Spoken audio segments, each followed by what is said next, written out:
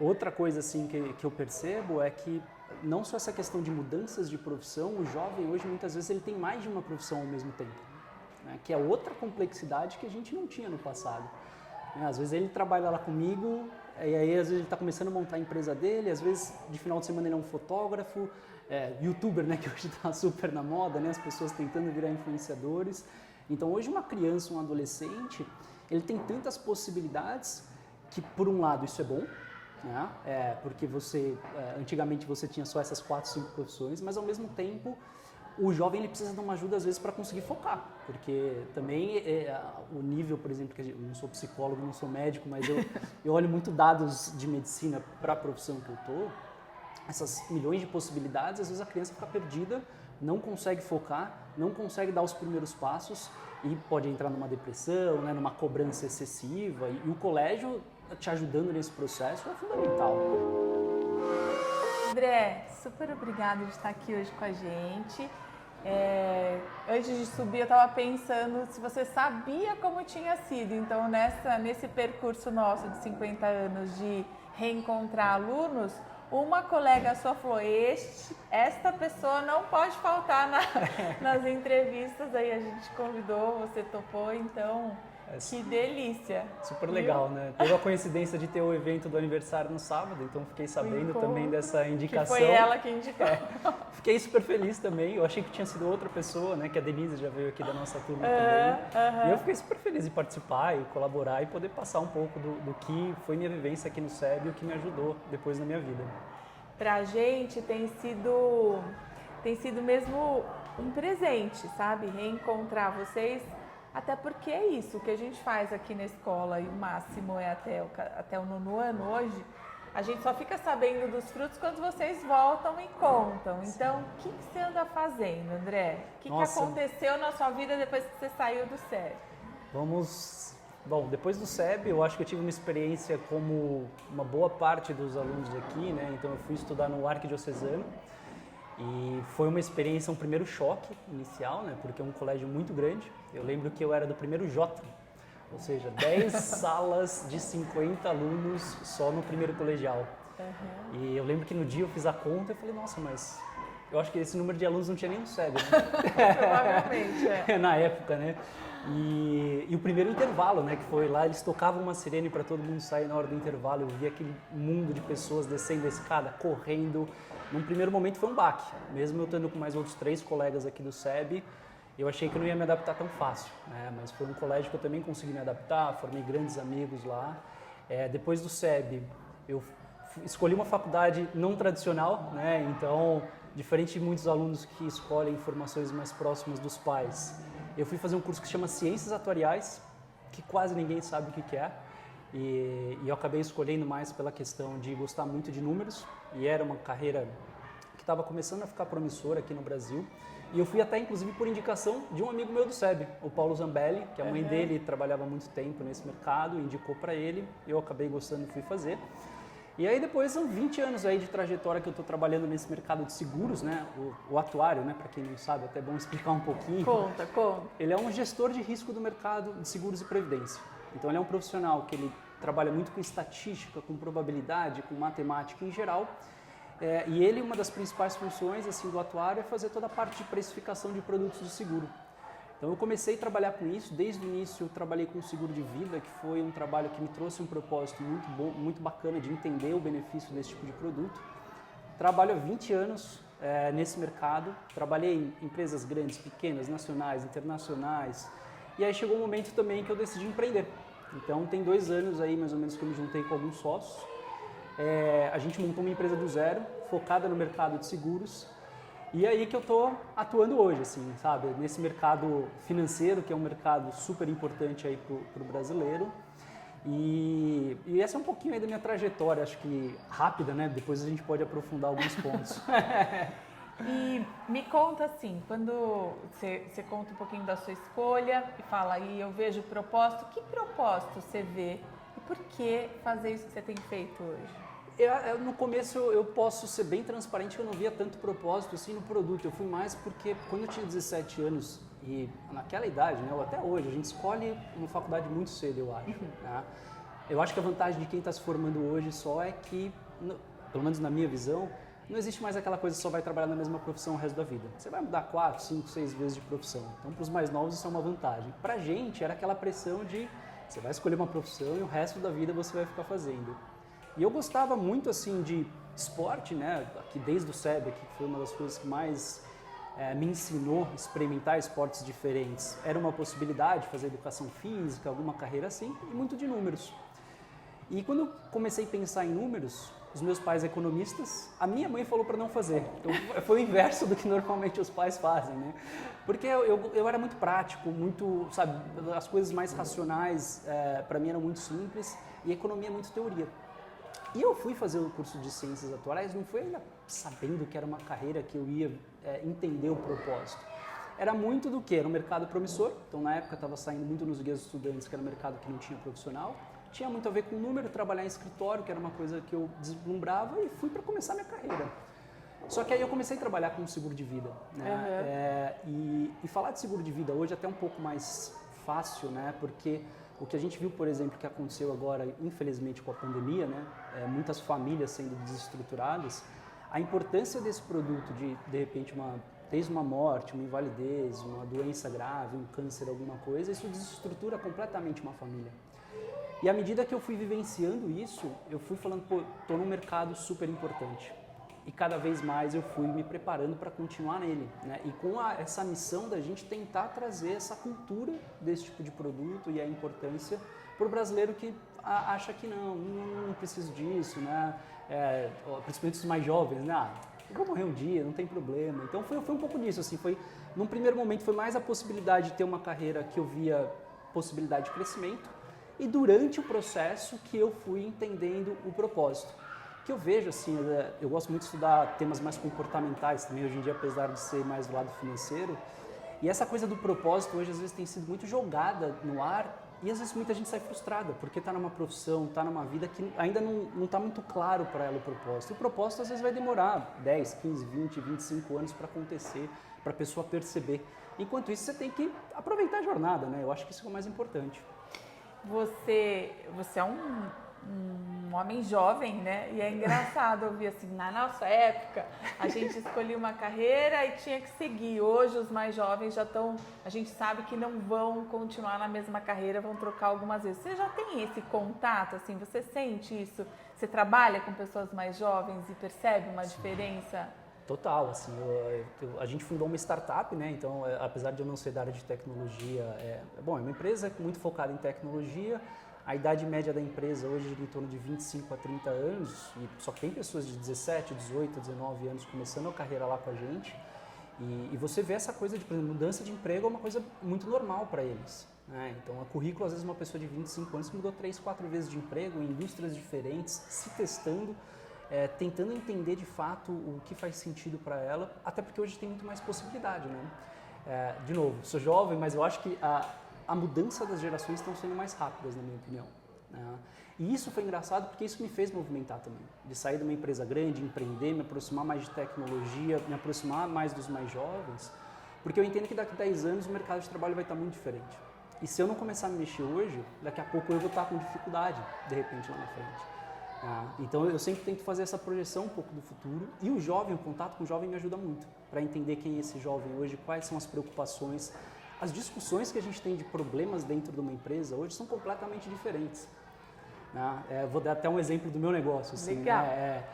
Seguro de vida, por exemplo, uma das coisas que a gente separa na precificação é o seguro de vida para homem e para mulher. Porque estatisticamente a mulher tem uma expectativa de vida maior. Só que hoje, com essa questão do gênero, que é uma discussão que está em todos os âmbitos, isso vem para o meu negócio também. De às vezes uma pessoa não se identificar com um dos dois gêneros e falar, não, eu quero uma precificação para o meu gênero. Só que a gente, no mercado de seguros, depende muito de estatísticas do passado para a gente conseguir fazer esses tipos de ajustes. E é uma questão ainda nova. Então, dentro do trabalho, essas pessoas mais jovens que vêm trabalhar com a gente, às vezes começam a questionar, né? E não é o cliente, muitas vezes, é o próprio funcionário. Vocês têm que mudar, a gente tem que mudar, a gente tem que se adaptar a esse novo mundo, né? Ou como o mundo está se percebendo hoje. Então, esse foi um dilema, por exemplo, que a gente ficou numa reunião lá, eu lembro quando a gente montou a empresa, umas 3 horas discutindo isso, que se fosse uma empresa mais tradicional, as pessoas com a cabeça mais do passado, nem iam se preocupar, né? Então esse contato hoje com o jovem, ele é super, como eu posso falar, motivador, né? De você repensar a mesma vida. Você está falando uma coisa extremamente interessante, né? Então, do mesmo jeito que você está falando no seu negócio e deu um exemplo muito pertinente para pensar, eu acho que a escola vive isso também, né?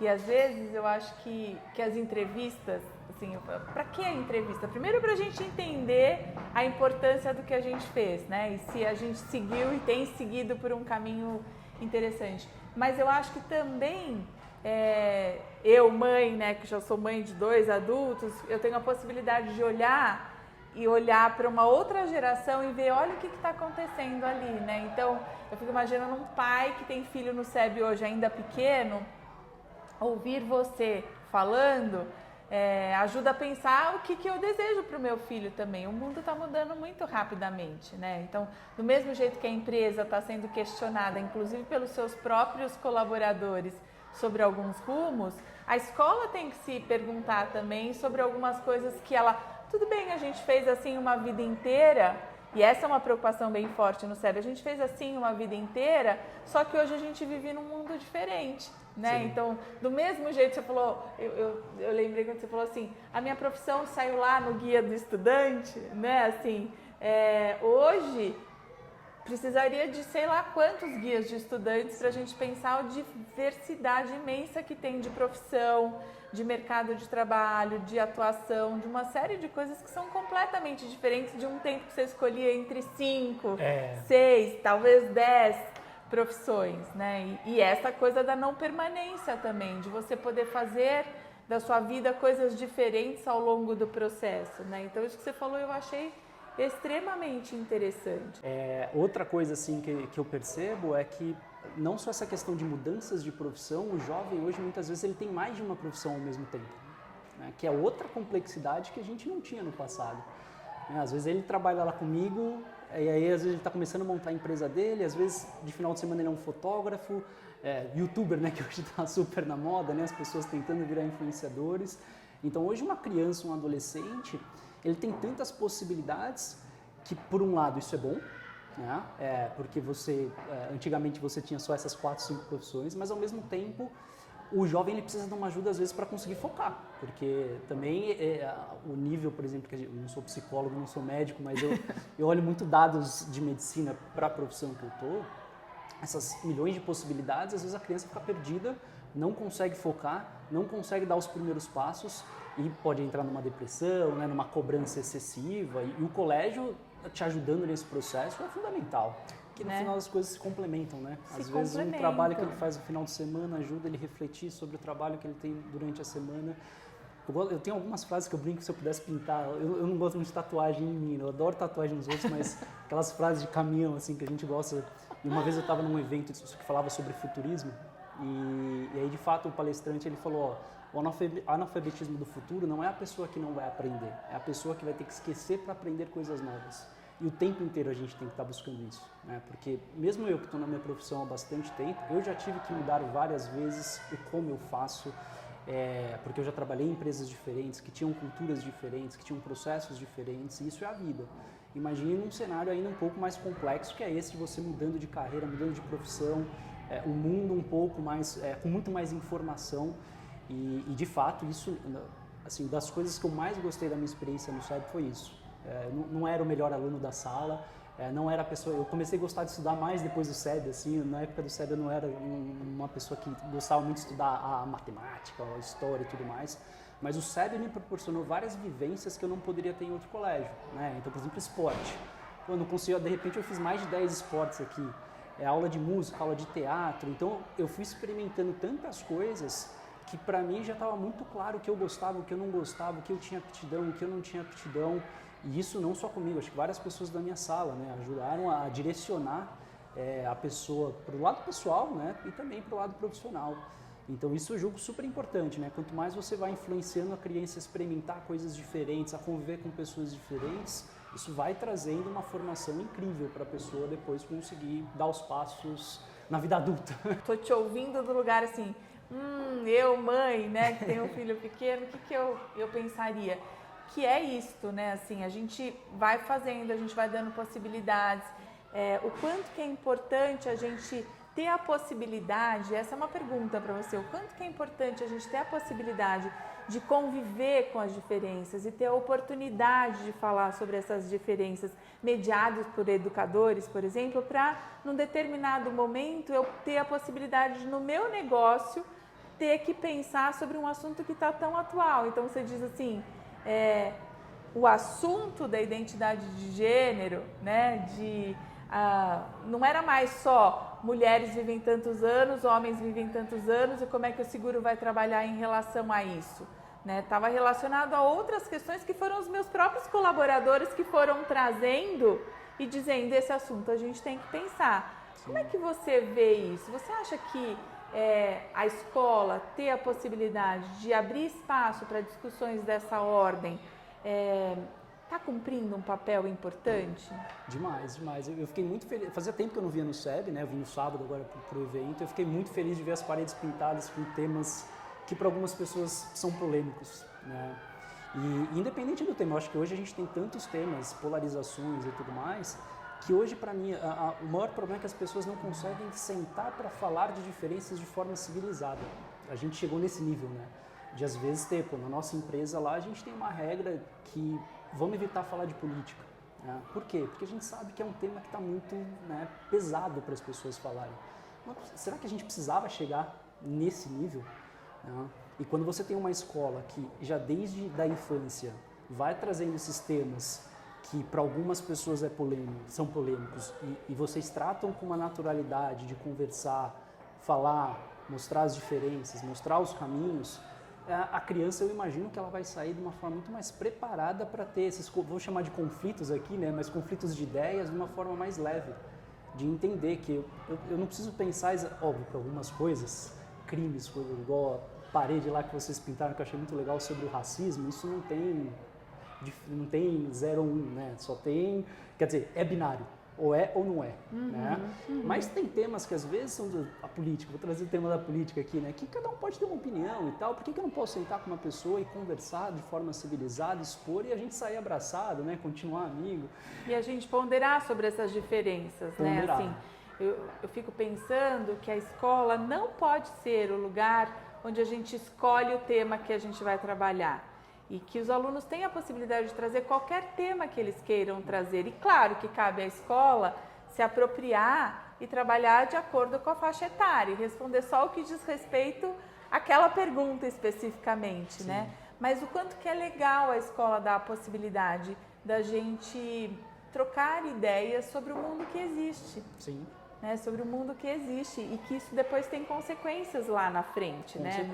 Mas fazer o processo, né? Influenciar fazendo o processo. Fazer o processo. Dentro da escola com uma mediação um pouco melhor, né? Porque como você falou, tem idades e idades para discutir alguns assuntos. Sem dúvidas, né? Tudo de acordo com a faixa etária, mas a escola não deveria ser o espaço onde alguns assuntos não fossem possíveis, porque os assuntos existem, eles vão ser conversados e é melhor que seja. Se eu não tiver espaço com um adulto para conversar, eu vou encontrar com os meus pares, que geralmente têm as mesmas Sim. idades que eu e as mesmas possibilidades minhas de responder para uma série de coisas. Então, eu acho que você foi falando coisas que vão fazendo a gente pensar o nosso papel aqui dentro, né?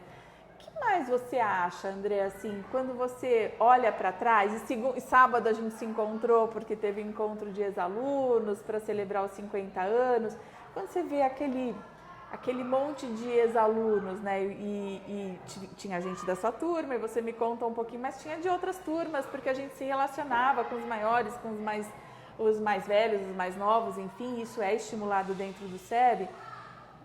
Quando você volta no sábado, que coisas você acha que a escola não pode perder e que fizeram muita diferença na sua vida? Algumas eu acho que eu já devo ter falado, mas eu acho que faz sentido repetir, né? Eu acho que primeiro essa coisa do relacionamento que a gente tinha desde a pessoa da 8ª série, na minha época era até a 8ª série, com berçário, era uma coisa incrível, né? Da gente saber o nome, o sobrenome. No sábado aconteceu até uma coisa engraçada, que a Denise, que já veio aqui falar, ela foi tirar uma foto de 2 garotos que eu não conhecia, formando de 2003. A gente se formou em 96, né? Eu falei, quem são eles? Esses aí eram os meninos do berçário que a gente ia lá visitar e tal. Eu falei, nossa, mas vocês lembram do nome dele ainda, né?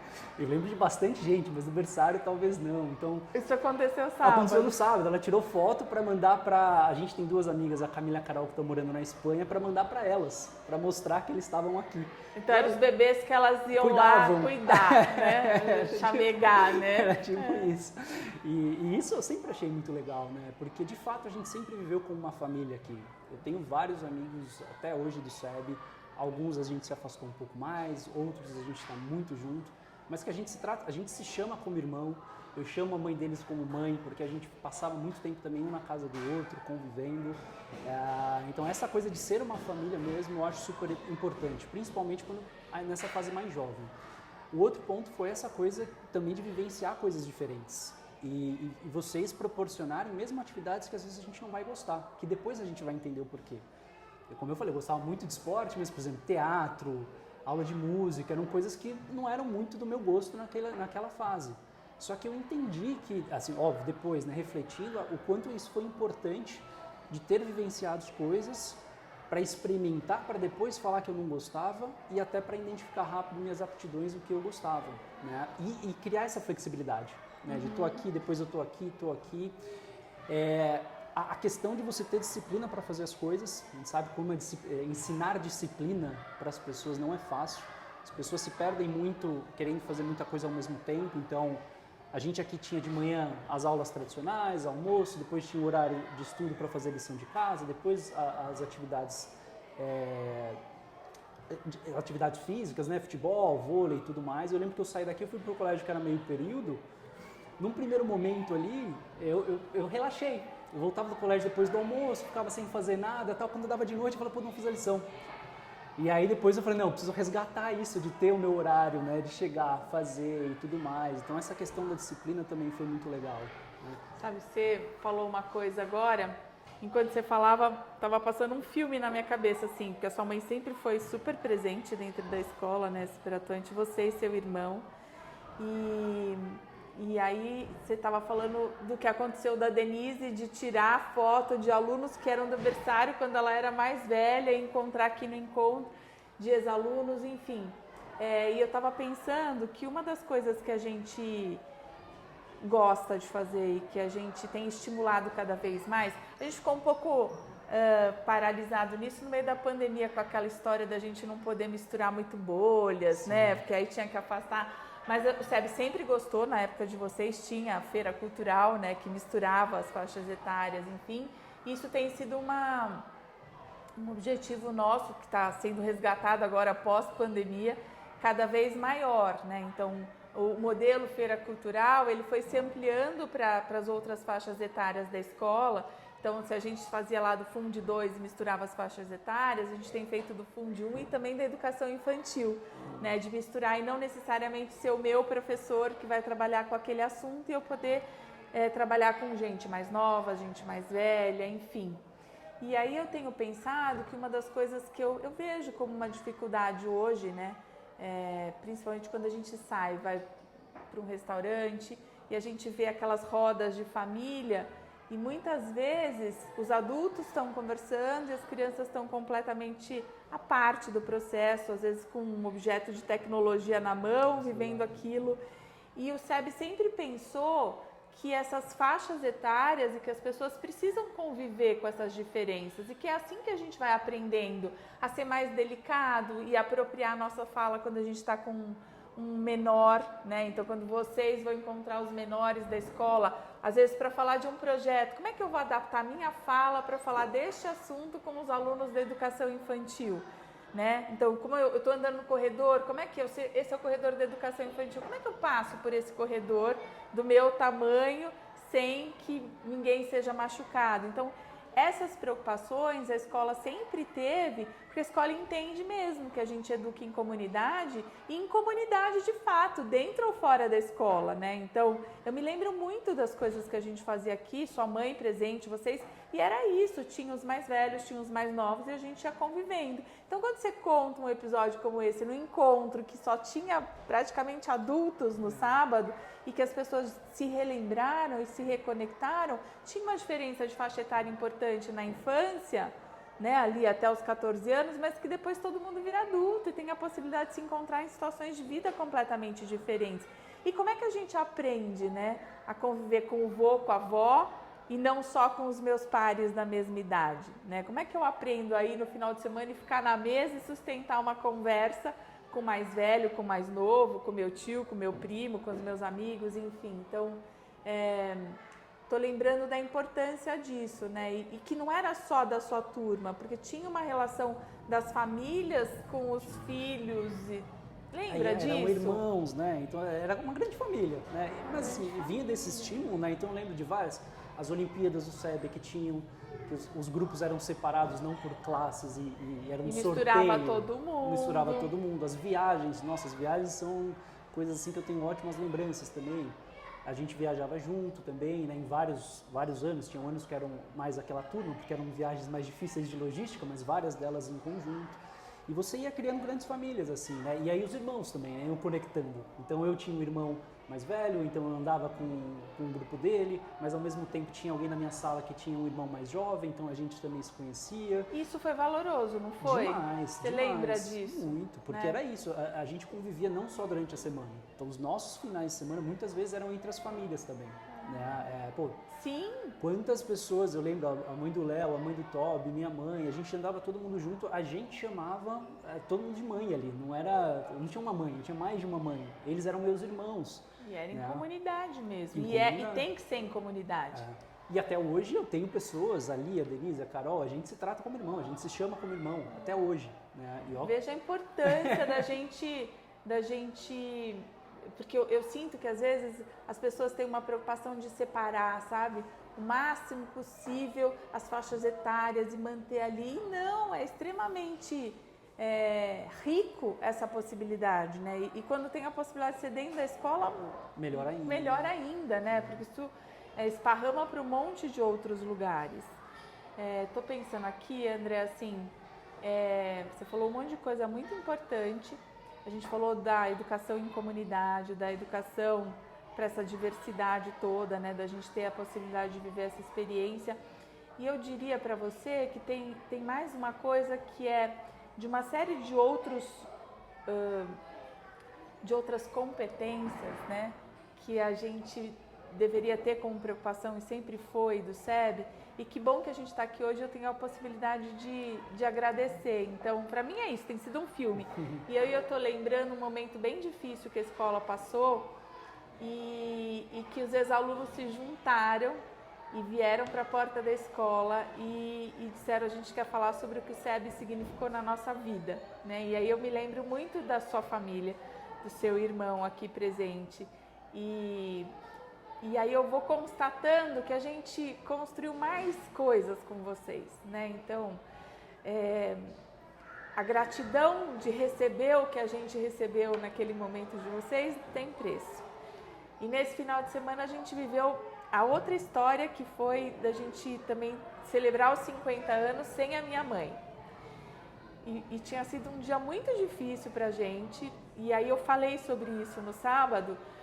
E aí eu também recebi um monte de retornos dos alunos sobre a gente também viver por mais esse ciclo de vida, né? Assim, é um ciclo, a idade chegou para ela, infelizmente uma doença importante tomou conta, mas a gente teve a possibilidade de ver no sábado o fruto disso tudo, né? Então, todo mundo me vendo super emocionada e depois eu recebi tanto carinho, tanta devolutiva, tanta coisa que vai fazendo a gente se sentir...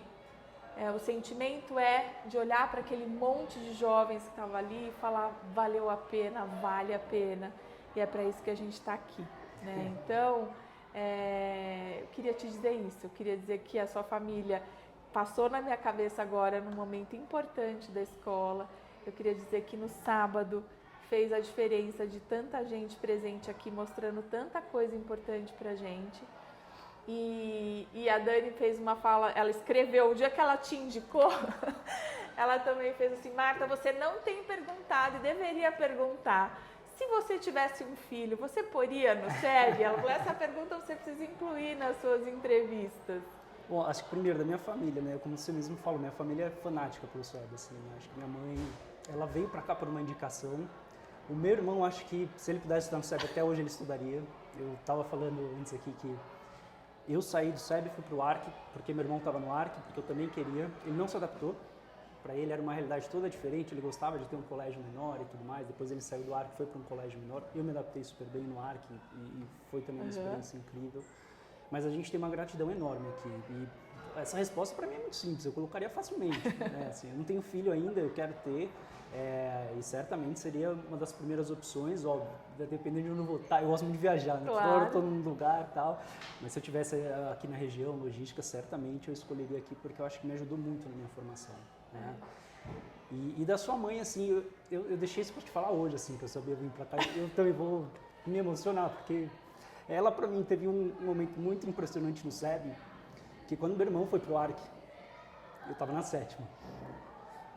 Eu achava que era meu momento de sair também, né? Que eu falei, mãe, agora eu quero realizar meu sonho de jogar naquele campo de futebol do ARC, que eu sempre queria, joguei bola a vida inteira.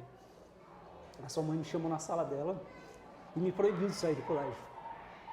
Chamou minha mãe, falou que eu não ia sair, que ela fazia de tudo para eu não sair, porque eu precisava terminar meu ciclo aqui com os meus amigos. E toda vez que eu venho aqui e eu vejo meu quadro lá, tipo, eu sempre falo, Nazaré, obrigado, sabe? Porque de fato foi super importante. E foi muito engraçado, porque no ARC a gente tinha uma... a gente tinha uma prova para passar, né? Não sei se ainda tem hoje. Na 7ª série eu fiz a prova, passei e tal, tava para entrar mesmo, fui convencido pela sua mãe. Na 8ª série eu fui fazer a prova e não passei. E aí eu achei, pronto, não vou realizar meu sonho de estudar lá também, né? E a sua mãe ligou no ARC, brigou, falou que o método de avaliação não era o mais correto, que o ARC tinha aprovado outros 3 alunos do SEB, que eu era o melhor e não sei o quê, e que eles iam se arrepender. Ela comprou essa briga e me colocou dentro do ARC. Então eu sou muito grato pela sua mãe também, sabe? E pela sua família. Eu acho que você traz mais um assunto que os filhos da gente às vezes têm uma pressa, né? E eu acho que quem está nesse outro lugar, né? De ver a importância de encerrar ciclos, de concluir histórias, né? Então chega a ser engraçado. Não, eu queria jogar naquele campo. Era meu sonho, não era pelo colégio. Eu tinha que sair porque eu queria jogar naquele campo. E tudo bem na sua idade, né? Assim, esse ser um objetivo. O que a gente não pode é a gente, adulto, deixar de enxergar que tem processos, né? E que tem coisas que não precisam ser antecipadas. E que lá na frente isso vai fazer a diferença. Que legal ouvir você contando assim, Marta, sabe o que fez? Fez a diferença, eu tenho que agradecer. Então, André, muito obrigada por esse depoimento lindo. Também estou super emocionada para falar, porque eu acho que é isso, assim, eu não tenho a menor dúvida, eu falei isso sábado, né? Assim, a gente está aqui e a gente acredita no que a gente faz. A gente vê os resultados, não é só acreditar, né? Assim, eu vejo, eu tenho a possibilidade de encontrar com vocês e ver um monte o DNA do SEB presente, com todas as diferenças, porque a escola tem que ir ficando diferente, sim, né? Senão... Mas eu tenho a possibilidade de ver o nosso DNA presente em vocês e isso só traz orgulho, né? Assim, a gente fica extremamente feliz. Então, super obrigada de ter aberto aí um horário na sua agenda. Eu sei que hoje você ainda vai viajar e vou tudo para mais. Recife, saindo daqui eu vou para o aeroporto para Recife. Obrigada, foi muito bacana. Obrigado você. Viu? Então. Obrigada.